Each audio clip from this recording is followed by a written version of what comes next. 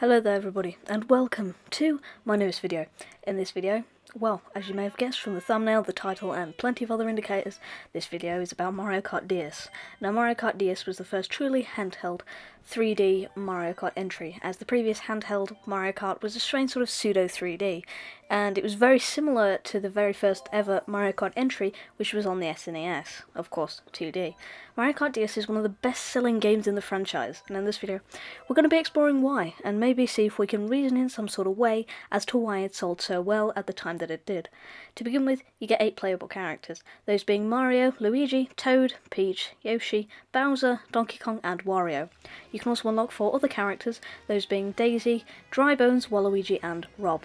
I'm a big fan of having more obscure characters in Mario Karts rather than 7 or 8 different Koopalings, so personally I'm a big fan of Rob, and I'm glad he got that kind of representation. I'm a big fan of it. There are also 36 go-karts altogether, whether it be separate ones for separate characters and as such, but I won't be going through them all due to the pure abundance of them. I'm not going to go through 36 different go-karts because I think that would bore you all to death, and it would bore me to death as well, so that saves both of us time. Track-wise, we have 16 old and 16 new. Some of the newer tracks are remastered versions of the older ones, and there are multiple versions of some tracks, and so I won't be mentioning those. The new tracks are Figure 8 Circuit, Yoshi Falls, Cheep Cheep Beach, Luigi's Mansion, Desert Hills, Delfino Square, Waluigi Pinball, Shroom Ridge, Donkey Kong Pass, Tick-Tock Clock, Mario Circuit, Airship Fortress, Wario Stadium, Peach Gardens, Bowser Castle, and Rainbow Road. The older tracks from past entries are Mario Circuit, Moo Moo Farm, Peach Circuit, Luigi Circuit, Donut Plains, Frappe Snowland, Bowser Castle, Baby Park, Koopa Beach, Choco Mountain, Mushroom Bridge, Banshee Boardwalk, Sky Garden, and Yoshi Circuit. Then you have multiple modes that I think we should definitely go into, as they are probably quite a main reason as to why this game sold so well, other than the fact that it's on probably one of the most accessible consoles of all time. So, you have multiple modes, those being time trials, versus mode, balloon battle, shine runners, and the very famous mission mode. So we're going to be doing those in that order. Time trials is pretty self-explanatory, and I'm sure most of you watching have played it before. But for a simple explanation, you can race around tracks and try your best to beat your time. You can race against a ghost, no ghost, or a staff ghost. Now you might be wondering what a staff ghost is, and I'm here to inform you, because before this video I had absolutely no idea what one was either, and I don't blame you. A staff ghost was a Japanese Nintendo staff player with a star ranking. Now I believe this was a Japan only thing, but don't quote me on that. I never personally found the feature usable because I live in the UK, but maybe it was because I live in the middle of buttfuck nowhere, and to be honest with you, I've no idea.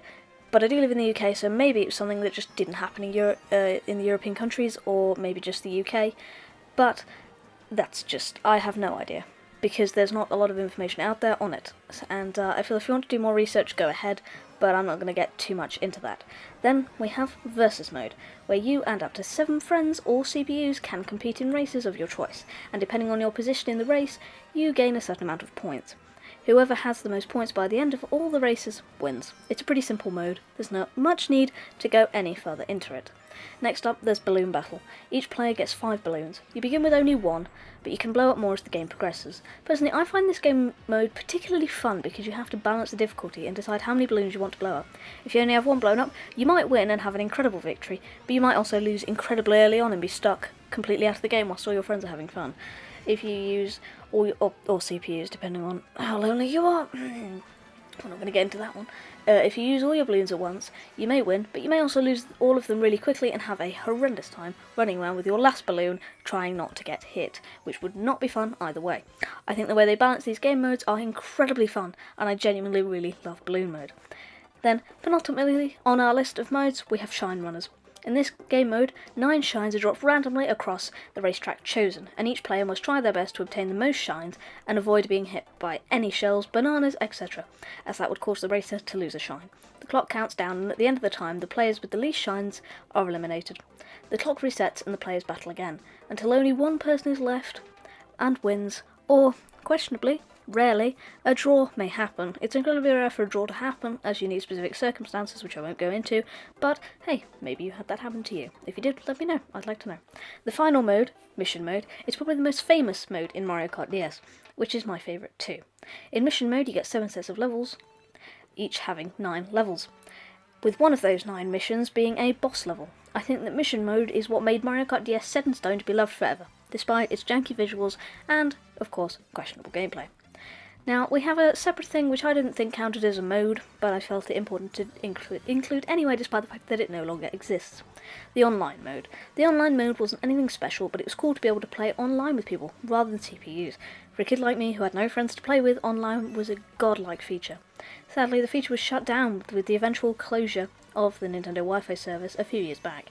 However, I do believe you can still configure your settings, if you mess around with it enough, to allow you to play online again with other players, which is incredible.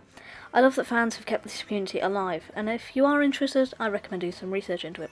It's the same with a lot of videos popping up more recently in the past couple of years about being able to obtain old event Pokemon. Personally, I've been able to do black and white.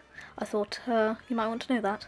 So if you do, go do some research on that. I would really recommend it. I think it's a lot of fun. And playing online with Mario Kart DS would be wonderful. So I recommend going and do some research into it. And of course, if you can do it, enjoy your playtime.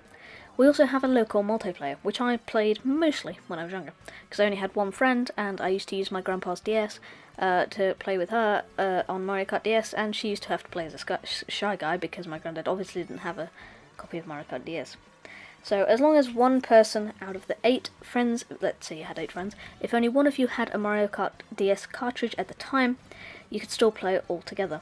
The only downside to that was that the players without cartridges had to play as shy guys, but that's not that bad considering that only one of you out of the 8 of you has to have an actual Mario Kart DS cartridge, which is incredible. And I do wish that it was brought back in later entries, such as Mario Kart 8 Deluxe.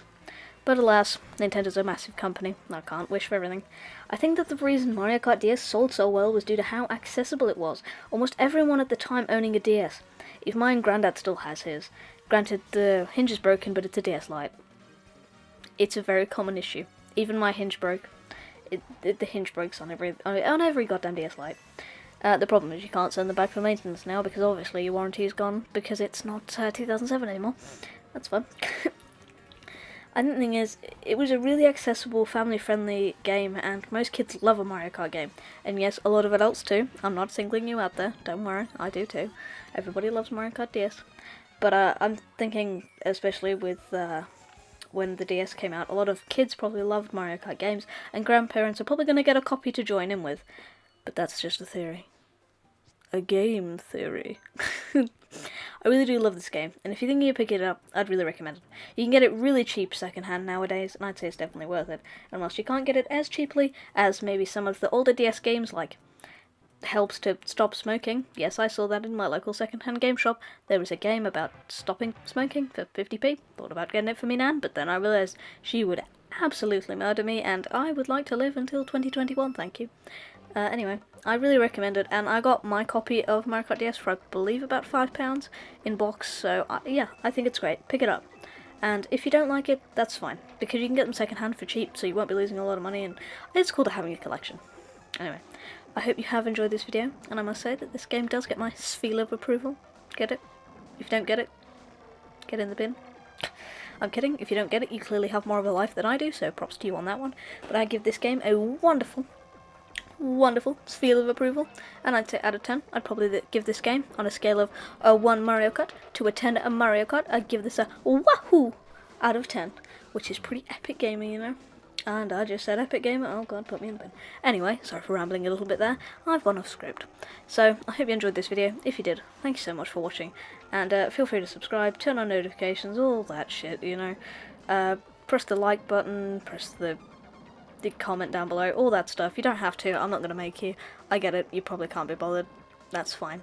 But if you do, feel free, go for it.